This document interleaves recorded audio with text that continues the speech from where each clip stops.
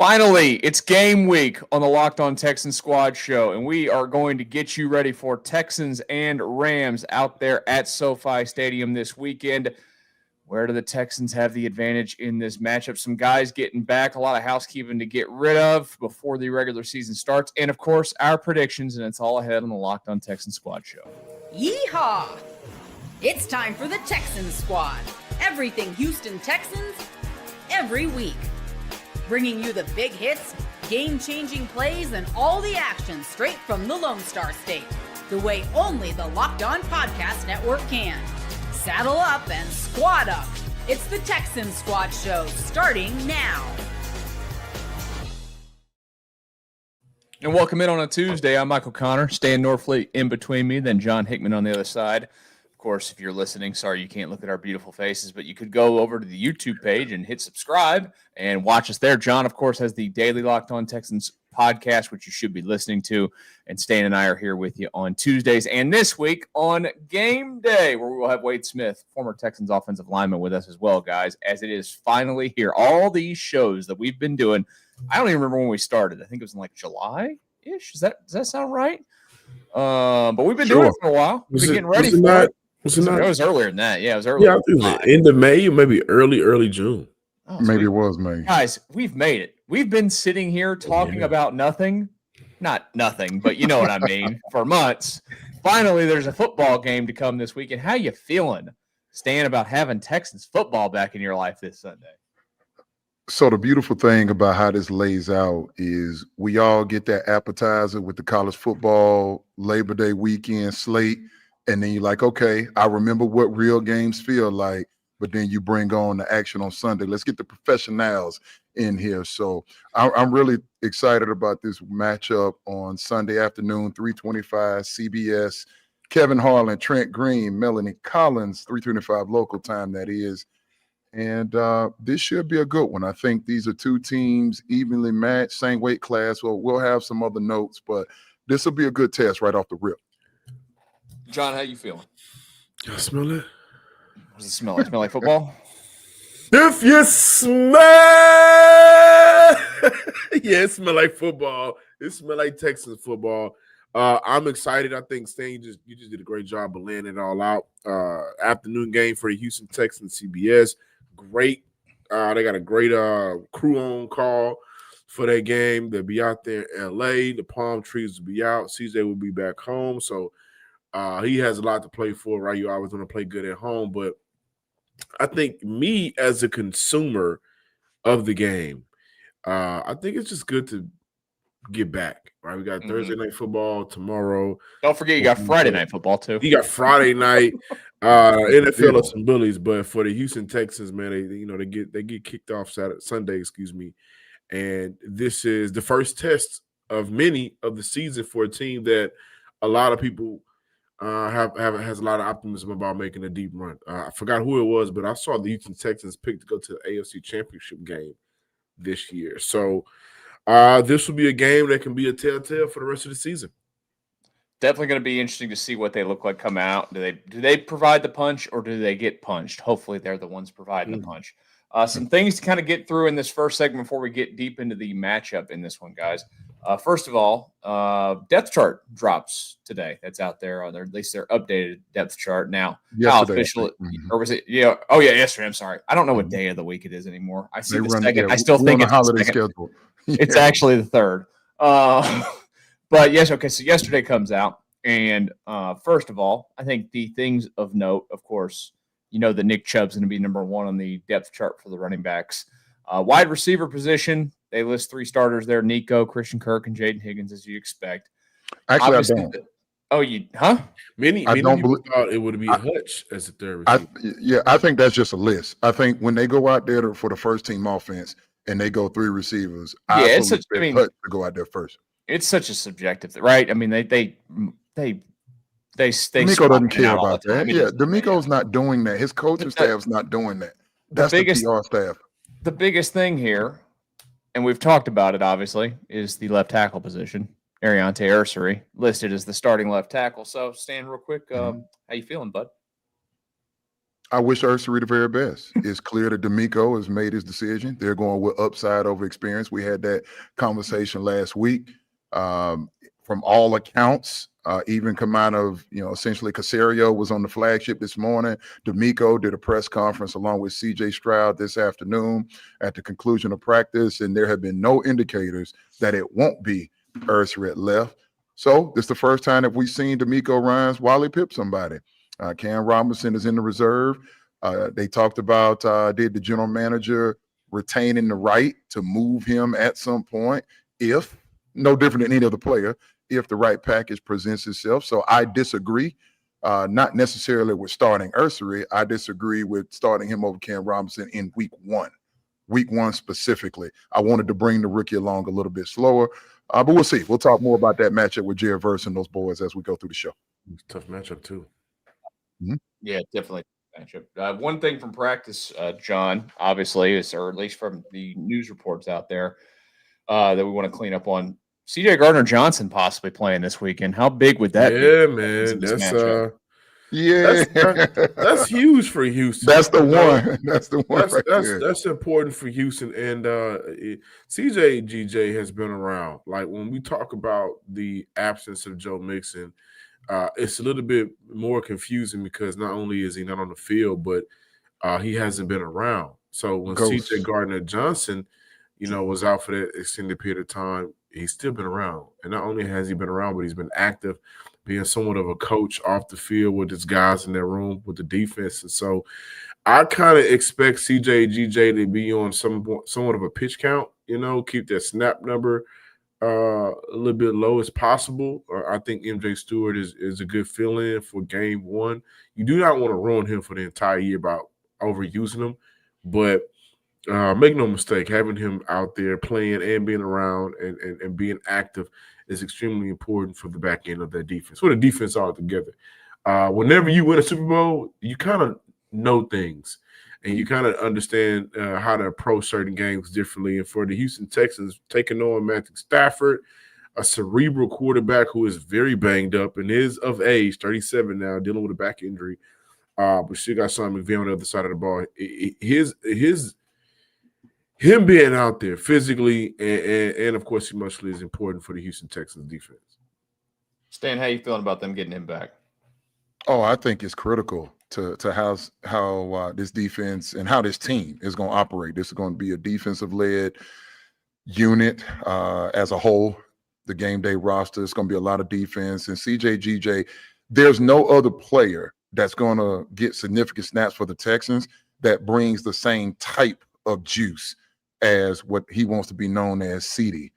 His juice is different from a Will Anderson Jr. It's a different juice from a Z's. It's even a different swag and energy or a vibe than Derek Stingley Jr. But you need all of those different personalities collectively to get on the same page. So the most critical piece of CJ GJ being on the field today and practicing this week, full speed, no brace on that knee, moving around, feeling it. Brother look good, no gimp in his run or anything like that.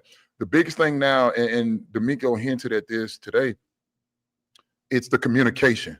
On that back end, you got to make sure everybody is playing from the same sheet of music, because if somebody's going left and somebody's going to right, that leaves big play opportunities for Devontae Adams, Puka Nacua, Tutu Atwell, Higbee at the tight end spot for the Rams. So let's be clear. The Rams have personnel enough to create some problem for the Texans. But when you got a veteran like that, and lastly for me, if they can get communication together and he can get back in his rhythm, it frees up Kalen Bullock to go fly around and just make plays as a free safety in that defensive secondary for the Texans, which spells good news for this defense and for this team.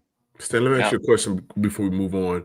MCU as well, if you don't mind. Do you guys feel like he should be on a snap count? Tough for me to say. I'm not in the building. I don't have a report on stuff like that. I have to trust D'Amico Ryans, but it could be a deal. Remember when Christian Harris tried to come back?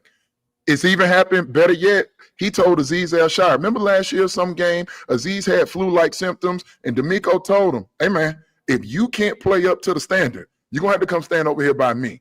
So we'll see how he moves around on game day, but I trust D'Amico to make the call on how many of those snaps should and shouldn't be.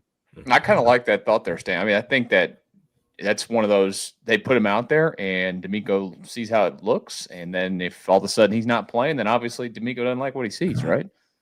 But you have him. That's the biggest thing, that you have him. Sure. We got a couple more things to get through here in this first segment before we dive into the matchup this weekend. Team captains released today, guys. 5 team captains for the Texans. Yes. 2 on offense, 2 on defense, and I guess there's 1 representing special teams, even though he plays offense as well. C.J. Stroud, Nico Collins, Will Anderson Jr., Azeez Al-Shaair, and then Dari Agumawale is the special teams representative there. What do you think, Stan, of the Texans naming the 5 captains, and did you expect more than that?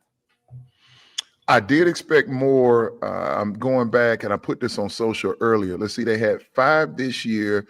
They had 7 last year, and they had 4 the year before that. Now, I was reminded by one of the followers on X.com there that, remember, Joe Mixon was added as a captain, a full-time captain, in November of last year, which was just bizarre.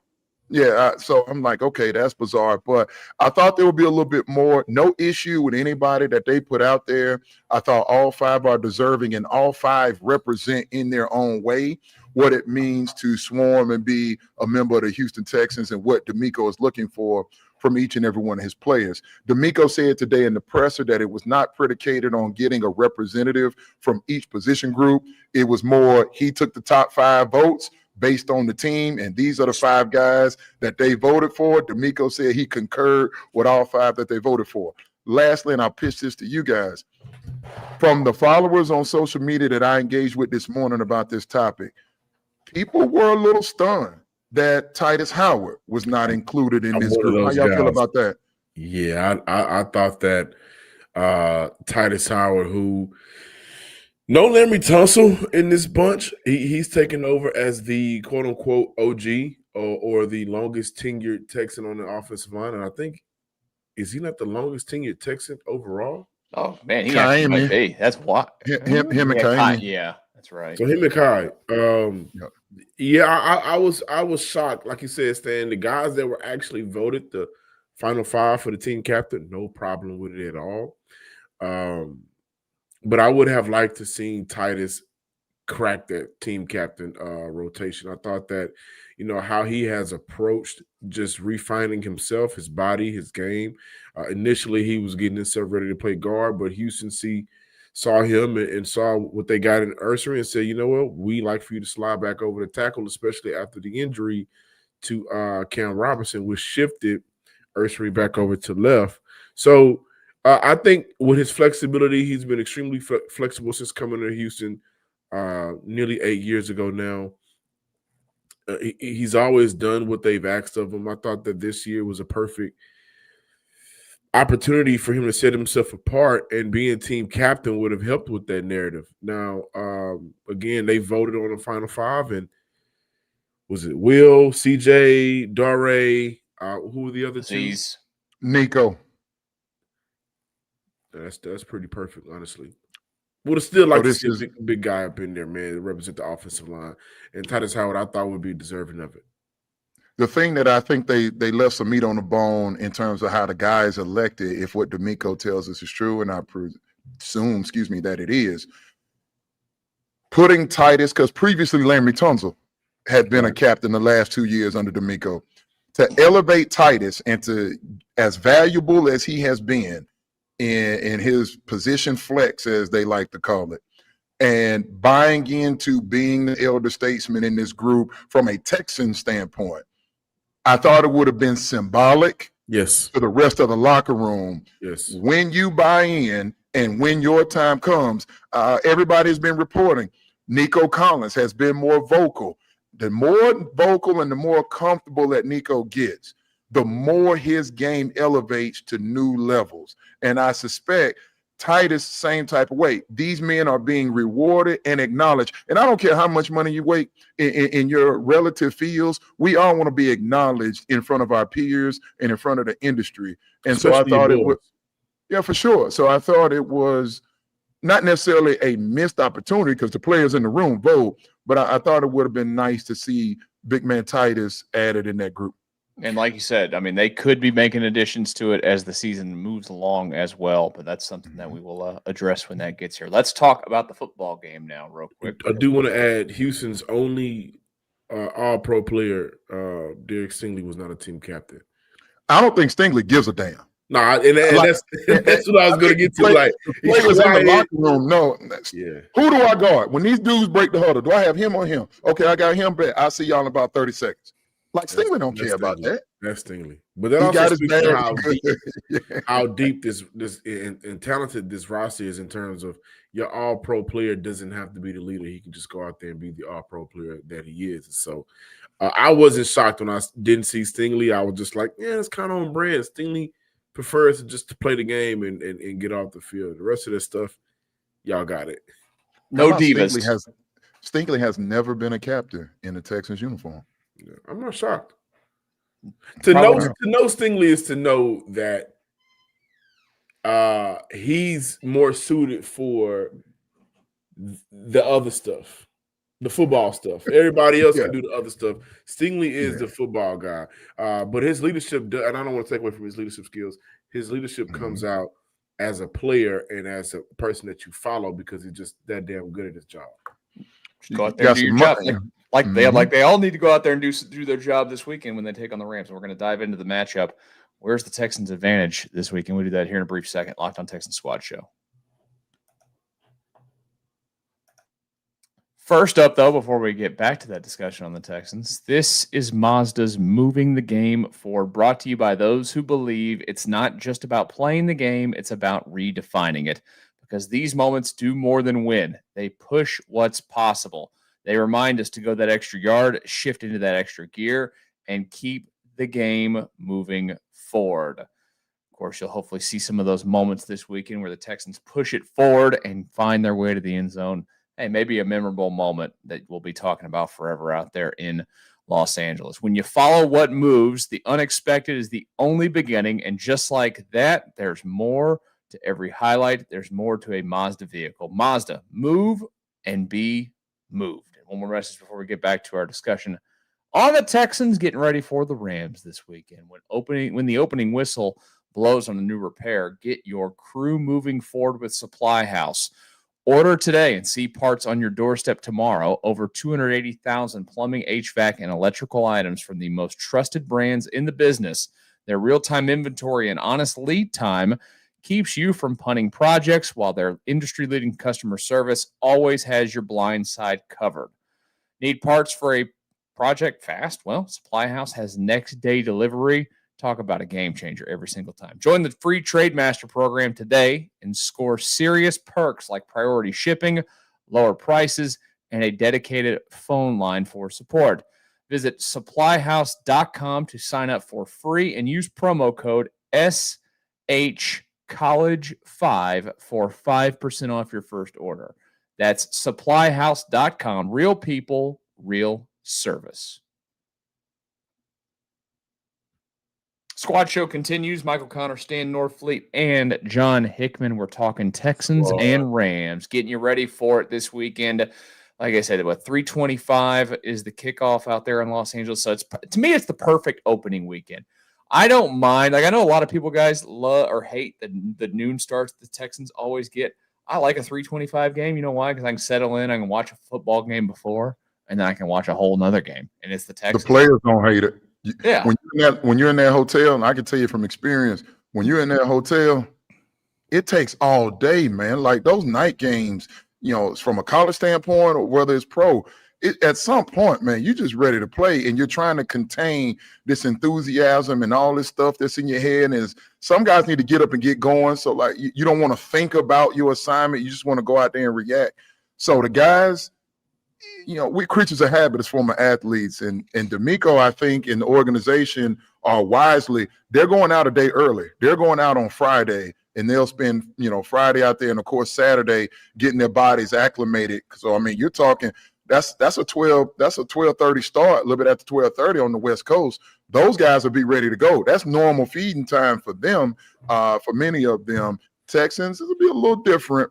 Anyway, we'll get into the nuances of that. But I think wisely, D'Amico's taking them out there early. Before we get into our discussion on what might scare us for this game, because I think we need to do that as well, we respect both sides of it. Guys, where do the Texans hold the biggest advantage in this matchup with the Los Angeles Rams this week? And John, what do you think? For me, it's the ability to get after the quarterback and to create that pressure. Matthew Stafford, guys, is 37 years old. Now, I haven't gotten to 37 in my life, but I've gotten to 33. And I understand 33 is a whole lot hell of a different than 5 years prior. I'm about to hit 35 in a couple weeks. It is different. It's different. So, listen, 33, 35, Stan. Where you at, brother? There's a line. I mean, I'm in my 40s, so there's a line that it's hard to imagine. Sometimes I watch Training Camp and I was like, bro, it's certain hits that I see that anymore. My body just freezes like, ooh, how do they do that? But with Matthew Stafford being up in age, you also look at the fact that he is not he doesn't have the ability to be as mobile, and he's never been a running quarterback, but as mobile to move around in the pocket as he's had in the past. He also has his back issue that kept him out up until 2 weeks ago, right? And then you also look at Matthew Stafford under pressure last year. I think he had 14 or 15 turnover-worthy plays according to PFF and had one of the worst PFF grades when pressured last year. For the Houston Texans, when you have Will Anderson, Danielle Hunter on opposite sides, the healthiness of Christian Harris and the fullness of their linebacker room, if you got those guys in the middle that can do everything else that's flushed back into them, I look at Houston's ability to get after the quarterback that will really play into their hands. And also, they get after the quarterback. Do they stack the quarterback? Okay, maybe they don't. But the back end of their defense is extremely stingy. Derek Stingley, as we just talked about, Kamari Lassiter, Kalen Bullock, who can be flying around and make a play on the back end of their defense. They have guys that can take the ball away. They have guys that can get after the quarterback. They have to get after Matthew Stafford, who, because of his age, because of his immobility now, that plays directly into the hands of the Houston Texans defense. That's where their advantage lies, in my opinion. Stan, what do you think? I agree with John that it's going to be critical for the Texans defensive line to get ramped up and be ready to go right off the shoot. But I don't think that's where the advantage is. And this may sound harsh, but it's fair. I don't think the Texans have a single advantage except in the defensive secondary where John ended his point. The Los Angeles Rams return all 5 starting DBs from 2024, a team that won 10 games and also won a playoff game in their respective conference as the Texans did as well. The problem, those 5 DBs surrendered the 23rd ranked passer rating allowed against in the NFL. So for you can throw the ball for the Rams. Yes, yeah. So you can throw the ball against that group. The Texans were actually, they were the top 2. I want to say they're 1 or 2, depending on which metric you want to use in terms of passer rating allowed. Of course, led by All-Pro Sting, Kamari Lassiter. You got Caleb Bullock coming off an all-rookie season in his own right. Here comes C.J. G.J., a healthy Jalen Petrie, who earned himself some money at that nickel spot. The secondary, and again, rush and coverage go together, so it's a little bit, tomato, so to speak. But I think it's really that secondary. And when you talk about going up against Puka Nacua, who just 2 years ago, when he's healthy, is a top 10 receiver in this league, he does some different things and complements Davante Adams, his first year there in Los Angeles. And I remind folks at home what Davante did in a loss for the Texans at Meadowlands last year as a member of the New York Jets with Aaron Rodgers. 7 catches, 91 yards, and a touchdown in a Week 9 loss for the Texans. So I know that those defenders have a healthy respect for what Davante Adams brings. But I believe with Hunter and Will Anderson Jr., the ball will come out.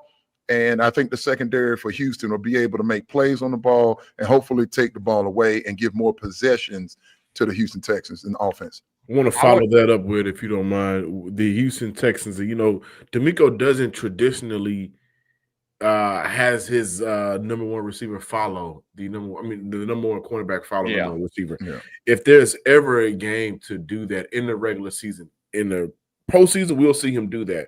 Regular season, he has rarely done that. 1 catch for 5 yards for Davante Adams, 1 held by Derek Stingley in the New York Jets game.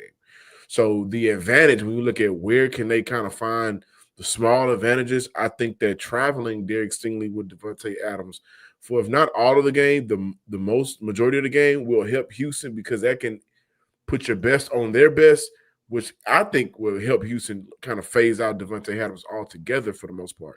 So basically what you're saying, John, is you'd rather watch them. If you're going to get beat, you might as well let Puka Nacua beat you. Yeah, and then I kind of trust Kamari on Puka. Well, and I trust the defensive game plan on Puka while Derek Stingley handles Davante Adams. I think that'll play in the Houston's favor a lot. What do you think about that, Stan? His idea there of traveling with Davante. I wouldn't start with that. If I'm D'Amico, you've been working all camp. And let's be clear, the way this thing works, because of that final preseason game and the Labor Day week and all of that, I know some of the guys were out of the building. They've been working on the Rams game plan for about 2.5 weeks now. So I think at this point, it's just fine-tuning. I would just play my base defense if I were D'Amico, and let's just see what happens from there. And that's the scary part. Even with Nick Caley's familiarity with the inner workings of the Rams, Sean McVay, a former NFL Coach of the Year, has had the Rams in the Super Bowl twice. We know winning once. In the 8 years that Sean McVay has been with the Rams, they've been to the playoffs 6 of those times, winning the NFC West 4. This is an excellent program, and they have done a good job. Les Snead has done a really good job of assimilating talent and accumulating assets, and they have been awesome in terms of developing those players. And then you add in, like I said, your Davante Adams and your Puna forwards, who we'll talk about here in a little bit. But I would just come out with my base, because you don't know what they're going to do. Yeah, Stafford is going to need a cortisone shot to participate. Okay, cool. But we haven't seen this offense with Davante. This is the first time that the Houston Texans are going to the West Coast in the D'Amico Ryans era. Their first time in SoFi. There's a lot of stuff. C.J. Stroud going home. Does D'Amico Ryans get caught up trying to, he's going up against Sean McVay as a former defensive coordinator and a linebacker coach there in San Fran in the same division with the Rams. So there's a lot of familiarity. There's a lot of stuff going on, but the Rams don't play any of their starters in the preseason. So we have literally no idea what they're going to do. So I would probably start with more base and then be able to react on the way. They got some injuries on that offensive front to that left tackle, Alaric. I think it's Johnson from the top of my head. He's been dealing with blood clots. He just got to the practice field yesterday. Behind him, though, is a veteran, their version of Cam Robinson, a brother by the name of DJ Humphreys. He's from Charlotte, played in my nephew's high school, so I cheer for DJ.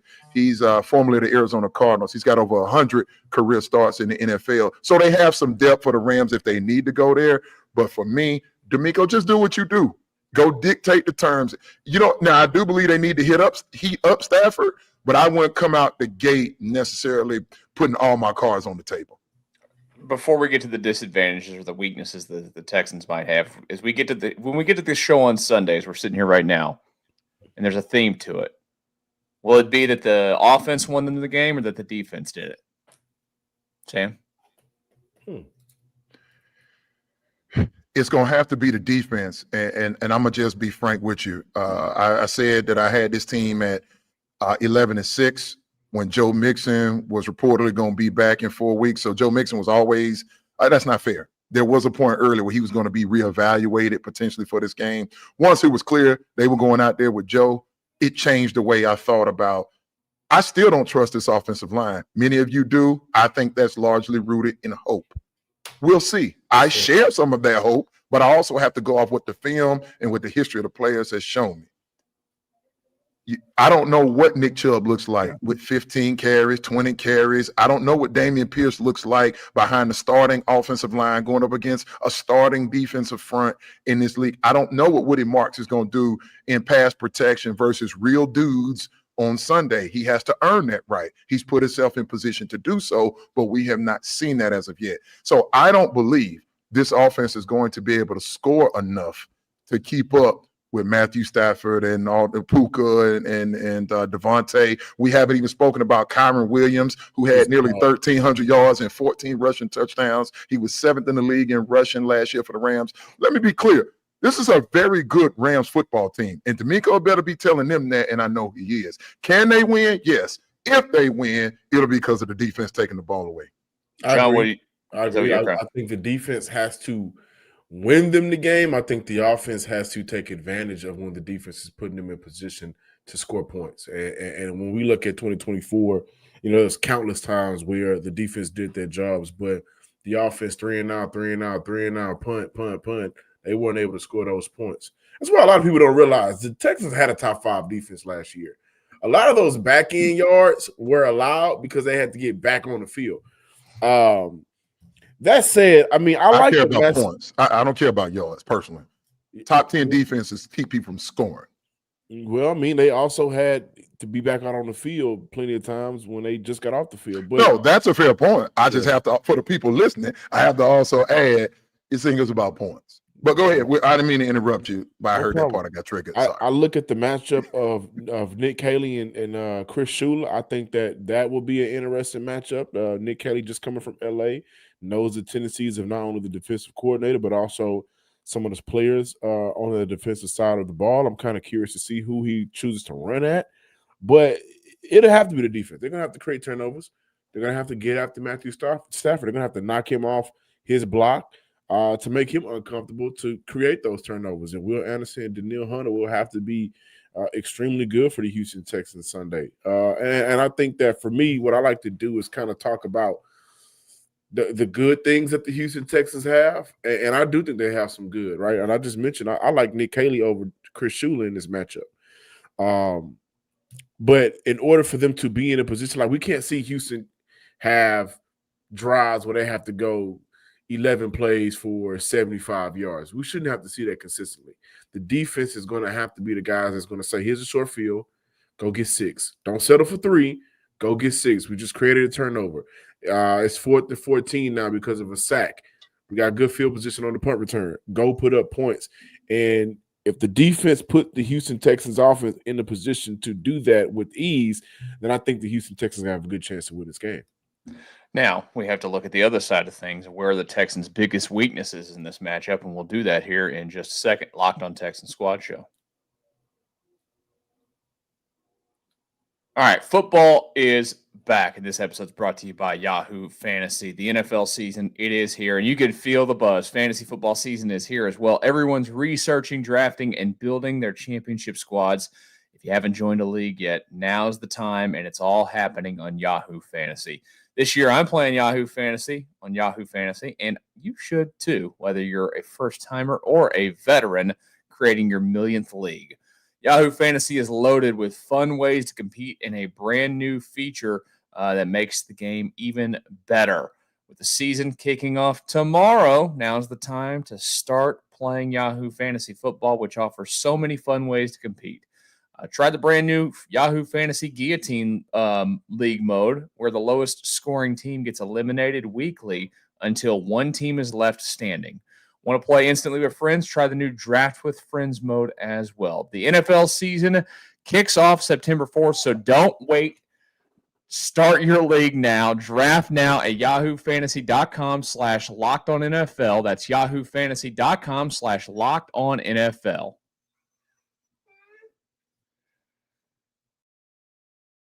All right, the squad show continues. Michael Connor, Stan Norfleet, and John Hickman with you guys. We've talked about the advantages that the Texans have here. I would say overall for me, John brings up the one that I love the most. I think old man Stafford's going to have a bad back in this game because they're going to bring the heat and knock him around. Now, the question is going to be, is it the same on the other side for the Rams? Are they looking at this, if you're a Rams fan, and saying, well, the biggest advantage that we have here over this Houston Texans team is that they have an offensive line that was doo-doo last year. And yes, it's been reworked and whatnot, but it has inexperience and it's a new system and all these things. And maybe there's a rookie at left tackle. I'll let you guys lay that out completely. But what is the biggest weakness for the Texans in this specific matchup against the Rams? John, you could start us on this one. You're on mute too, by the way. I'm sorry.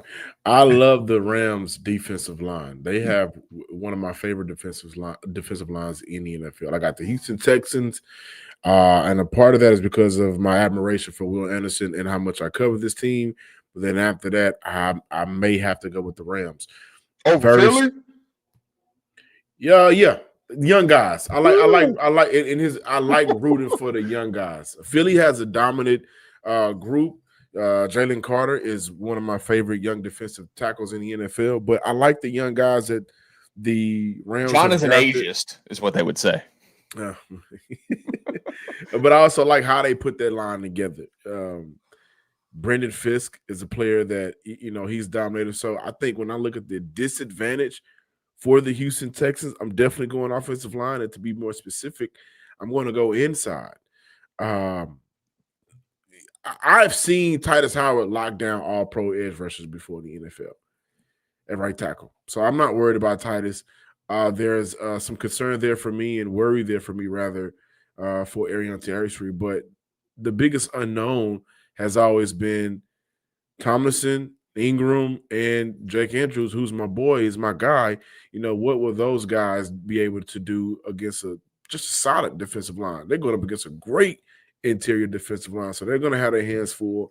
And I think that when we look at the Houston Texans wanting to establish the run, that's been something that they've talked about all offseason. Those inside guys could disrupt that a lot. Now, I do like the communication improvement from the inside, from the offensive line, but Fisk is going to be a problem for those guys up front. And he could very well disrupt the game for Houston. Yeah, the defensive front of the Rams is more than formidable. I mean, this is about as good as you get in terms of young guys that are still cutting their teeth. Like, Jared Verse is the only Pro Bowler on that team, and he's the best player on that defensive side of the football. Braden Fisk, Kobe Turner, Byron Murphy, I believe. Ford. They bring over Poona Ford because they were awful and they were susceptible with the Rams last year against the run. So they bring over Poona Ford from the LA Chargers, and they bring him in, same stadium, bring him to a different training facility. But the thing with Poona Ford is, Poona Ford also knows the last time he was with the Chargers and he saw the Houston Texans, it was in a playoff game, that divisional round, in that wild card round, when the Texans had 34 attempts for 168 yards, averaged 4.9 per carry, and scored a touchdown. The problem, 106 of those 168 yards were Joe Mixon, and he's not playing on Sunday. The Houston Texans, philosophically, are in a bit of trouble from a matchup standpoint. The Texans, under Nick Caley and Cole Popovich, very nice article in the Houston Chronicle about Cole Popovich.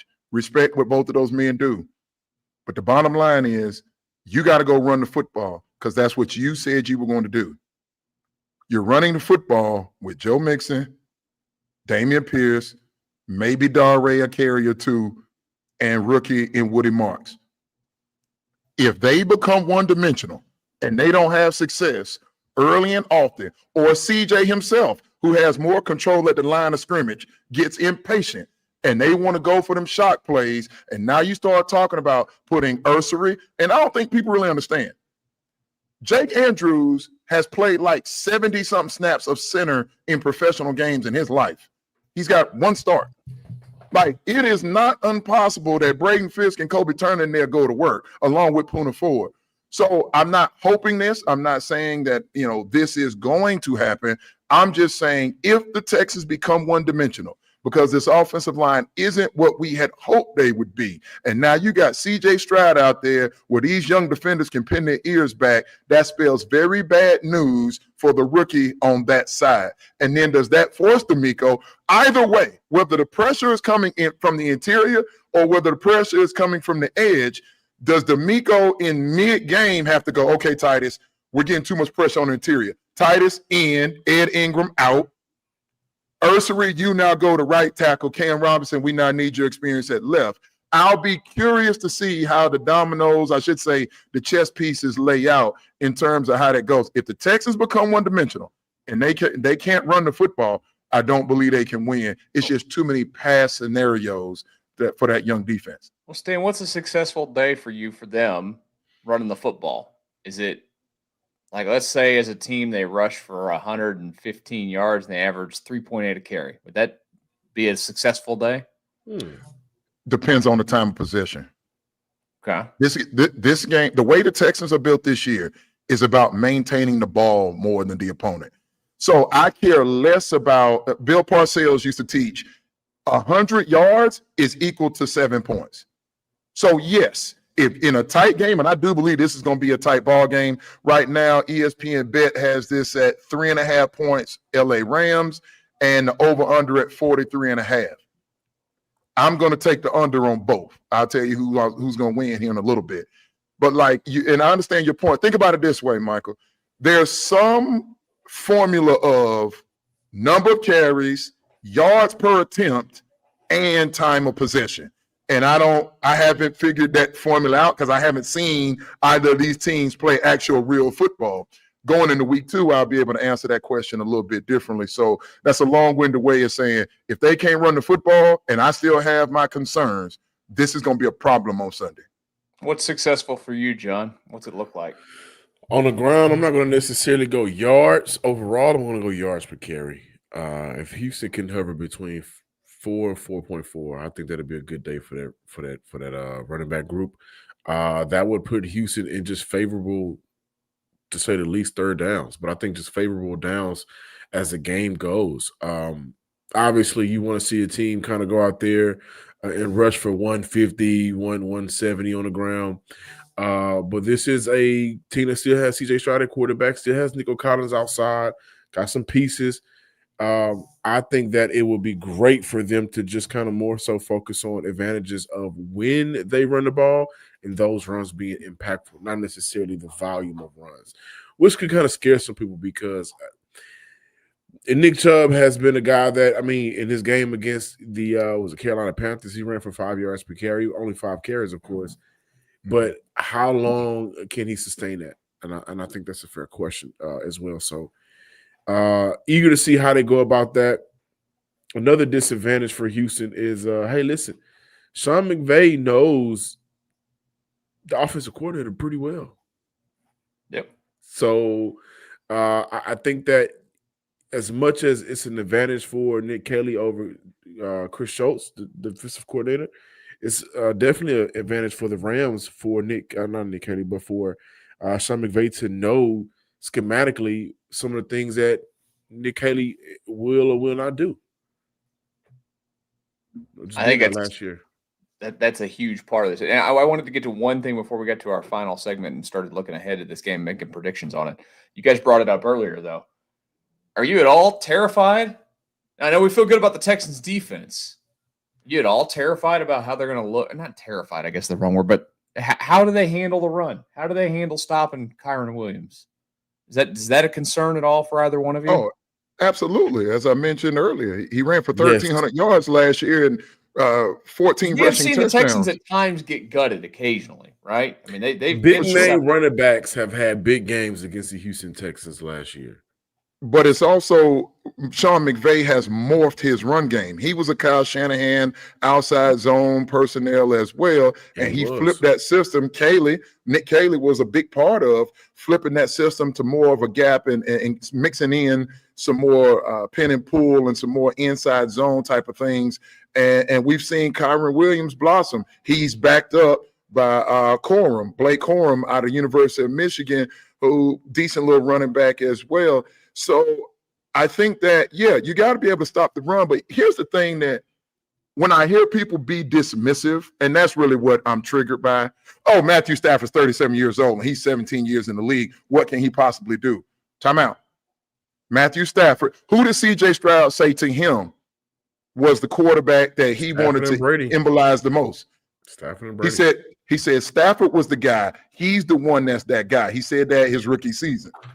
Matthew Stafford and his arm strength, there's nothing D'Amico can dial up that Stafford hadn't seen in 17 years in this league.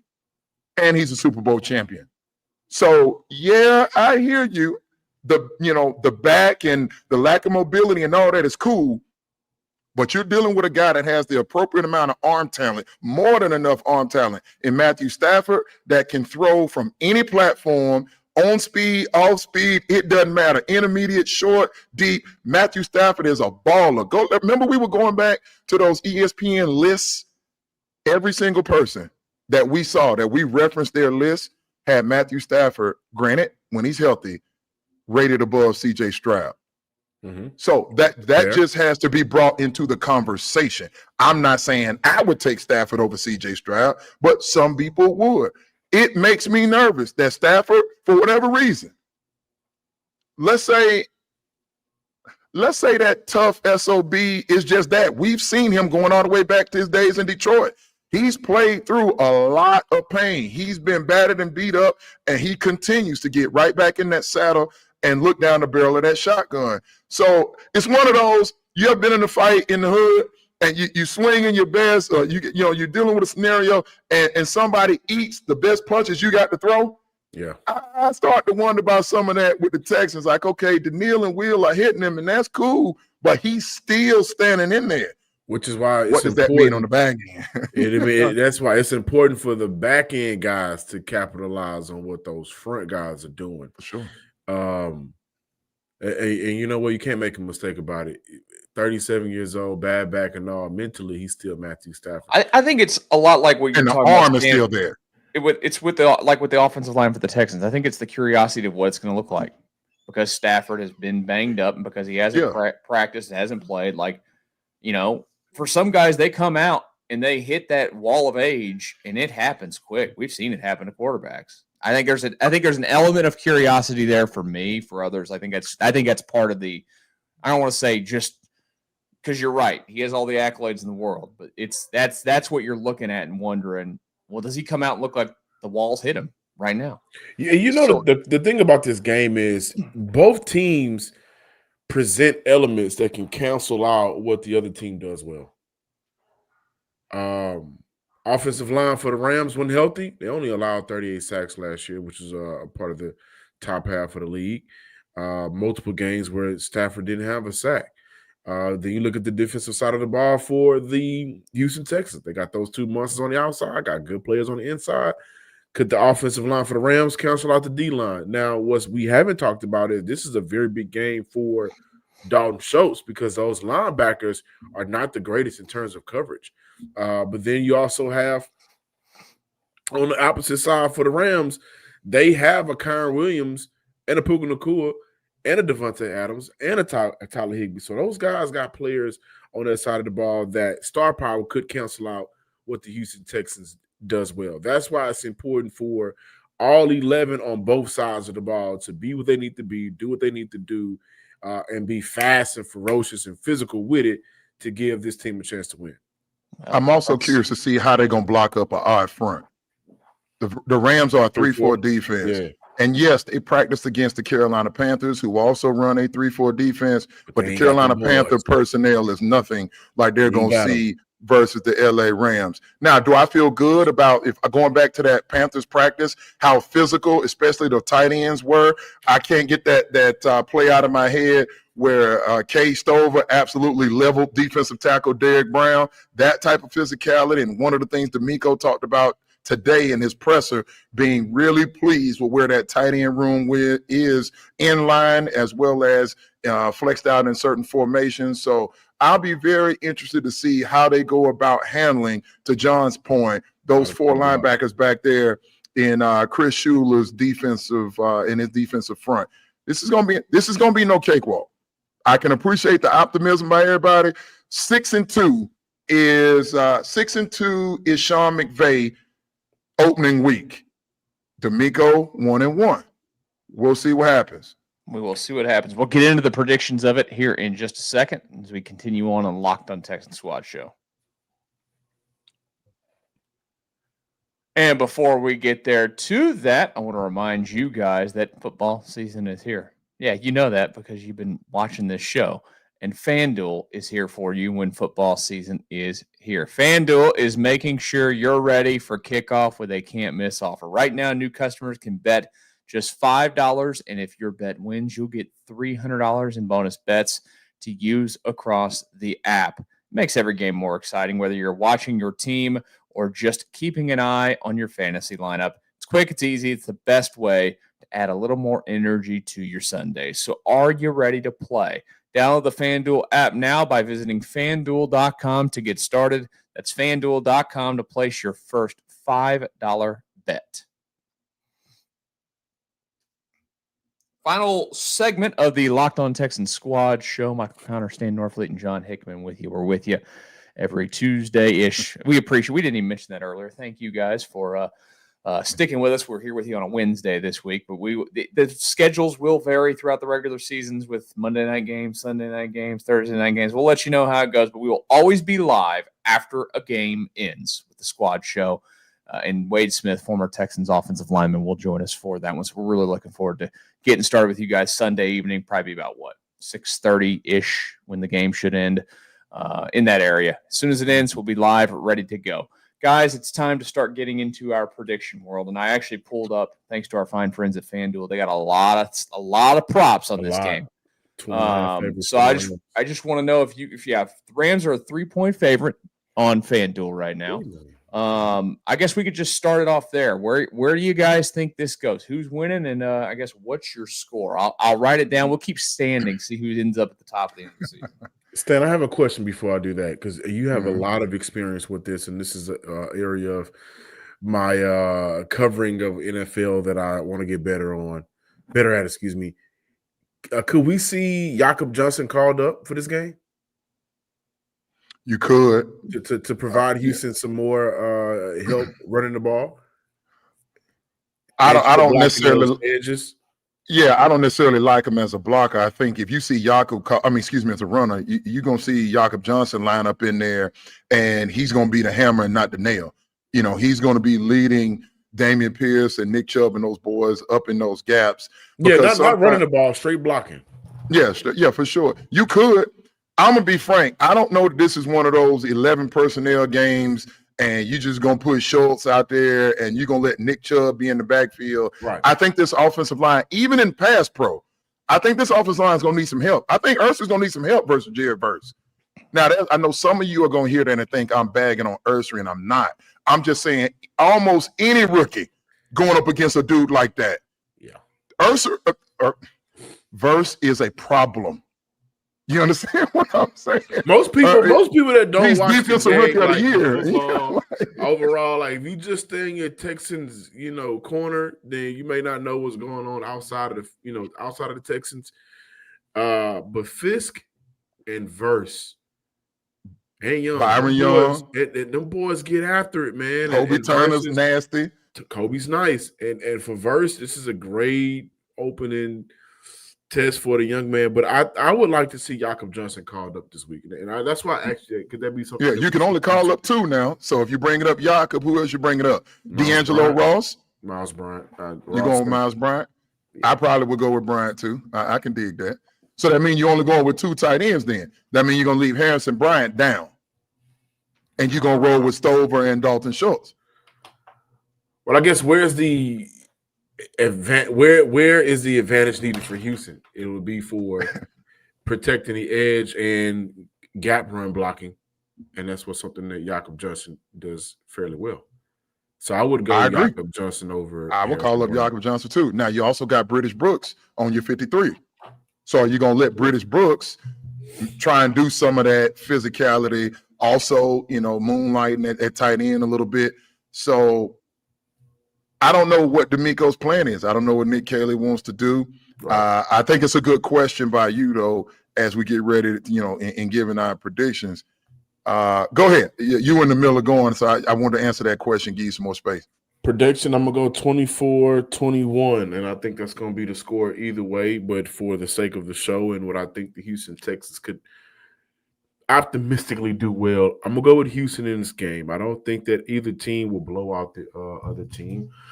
Great opening week test for the Houston Texans. I like the front four for Houston to get after the quarterback. And Stan, I know that we can't just rely on that, but because of those guys and because of their ability to create pressure, I think the back end of the defense is going to be able to eat. I got them getting 2 turnovers. So I'm going to go 24-21 Houston. All right, Stan, where are you going? All right, for me, it's a fair point. Everything that John is saying from a defensive pressure standpoint. Matthew Stafford dropped down to 17th, a little bit worse than average in completion percentage when pressured last season. The LA Rams had the second worst pass protection PFF score of any offensive line with a certain number of attempts. Here's the problem. Because Stafford's back is fragile, I wonder if Sean McVay just decides we're going to play like the Texans. Matthew's going to line up in the gun. We've got receivers. We've got a receiving duo that's better than the Texans' receiving duo. By the way, Christian Kirk and Braxton Berrios did not practice today. We'll see what that looks like as they start getting later into the week and the injury reports get a little bit closer to finalized. But my point being is, what if Sean McVay's like, Matt, we're going to protect you. 1, 2, 3, ball out. And we're not going to give that defensive line an opportunity to get these hits on you. We're going to make them run and go cover field by spreading them out horizontally as well as vertically, and we're going to see what type of shape this defense is in. Now, they should be in shape. They're practicing here in Houston with all this humidity, so that shouldn't be an issue outside of going up there to the Greenbrier. But to all that being said, I look at it's where this game is being played for me. It's a few of those dynamics. Yeah, I think the experience of the Rams, the man that's calling the plays on offense, the newness of this Texans offensive line, the newness of the play caller. I'm going 23-20 LA Rams. If this game with all those same factors were being played in Houston, I go edge Houston by probably a field goal. So I'm taking the under. I'm under the 3 point. Well, I'm right at the 3 points, and I'm taking the under 43.5. 23-20 Rams win. I think it's consistent. We nobody feels like this is going to be no big blowout. It's going to be a total. Somebody over here in the comments did. Where's this thing at? Somebody. Well, I was originally just a troll Stan going to say Texans 48-0, but I wasn't going to be serious with that. Here's what I did. I have my sheet in front of me. I wrote down two things before we started this segment. I wrote my prediction, which is Texans 24-20. And then I wrote Stan, and I just wrote Rams. I didn't write the score. I just knew it was coming. I know all. I'm kidding. I think it's going to be tight. I really think it could go either way. I really do think it could go either way. To be fair, for those that earlier when the three of us got together and we used to have Aisha with us, I hope she's doing well in DFW. We did an early schedule prediction, an outlook. And I don't know if you still have those notes, Michael, but I said I had the Rams winning back then, and I haven't seen anything. Now, this whole left tackle blood clot and this epidural shot for Matthew Stafford, absolutely. The Rams should be concerned. This is a very good Houston Texans football team coming up in here. But y'all know I'm an experienced guy. Go ahead. Let's go through some of the props real quick. CJ Stroud over under 233.5 passing yards. For 233. 233.5. 233.5. I'm gonna go with 237. I'm gonna take the under. Okay. Taking the under. I'm under. Okay, MC. Are you keeping these records? I can. I got the over on that. John's got the over. Stan's got the under.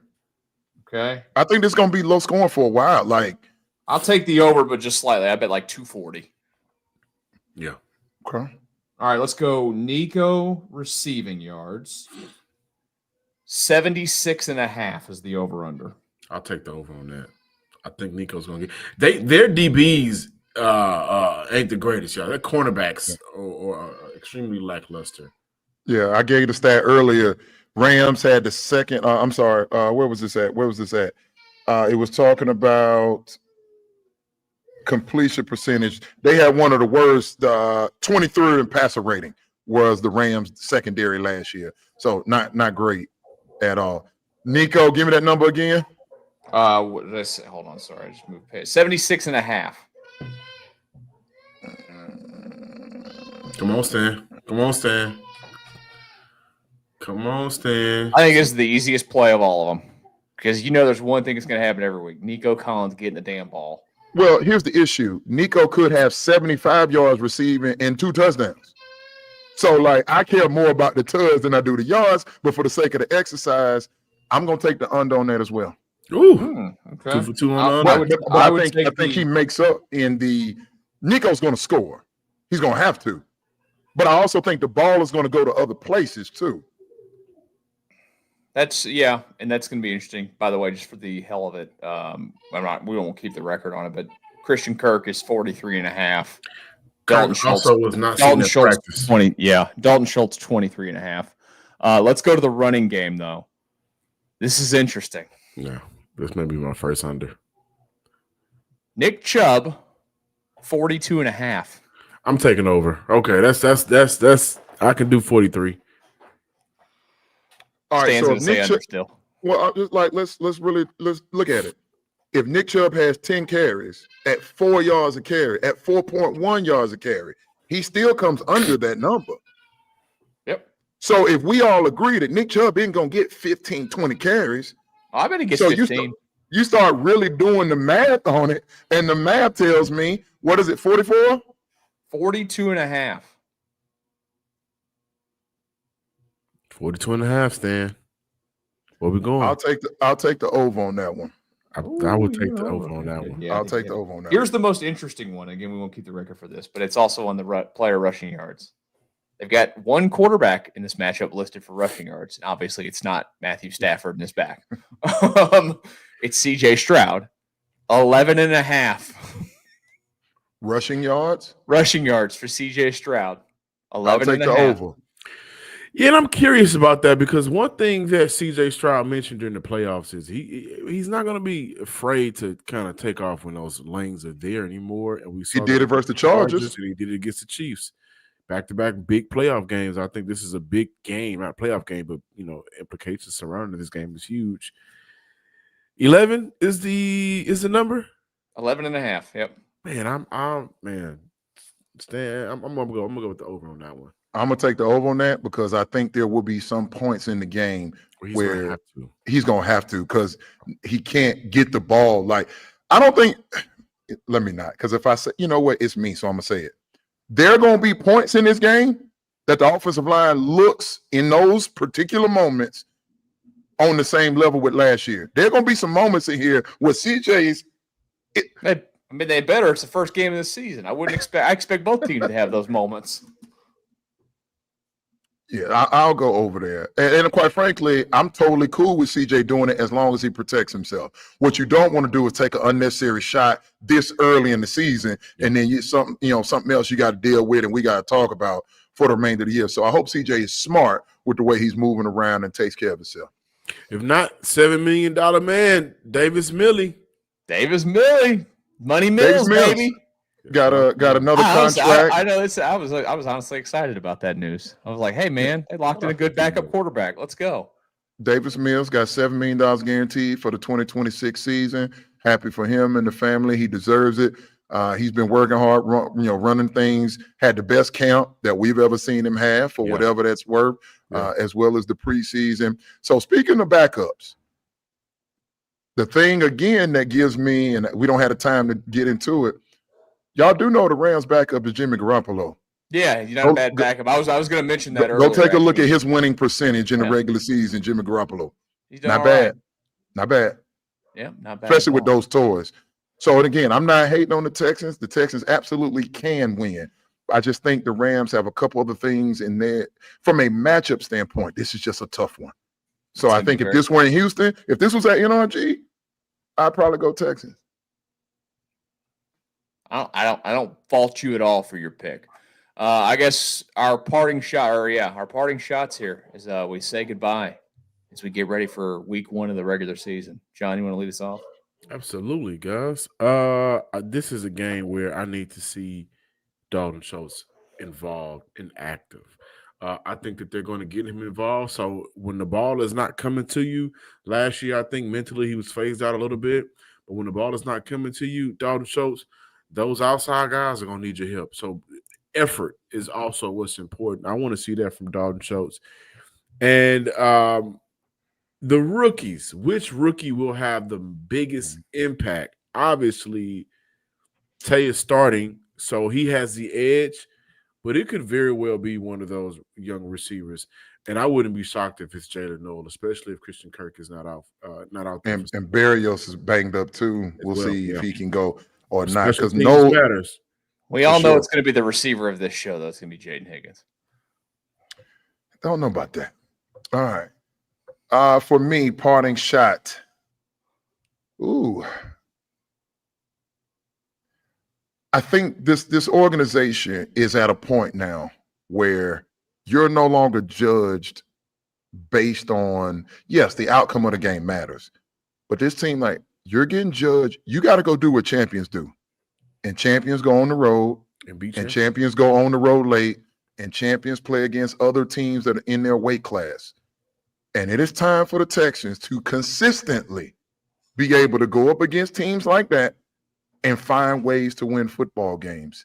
So if the Texans are able to come out with a win, I think it goes a long way in starting this season. So think about it. You come out the gate and you go beat a playoff team on the West Coast, and then you come back on a short week. Well, actually, it'd be a long week because you play on Monday night. You come back, 7-8 days later, and you beat another playoff team in the whiteout over here in NRG Monday night versus the Bucks. You start the year with 2 victories over 2 playoff teams from a year ago, and now you go into 2 games against division opponents, and you should smack both of them.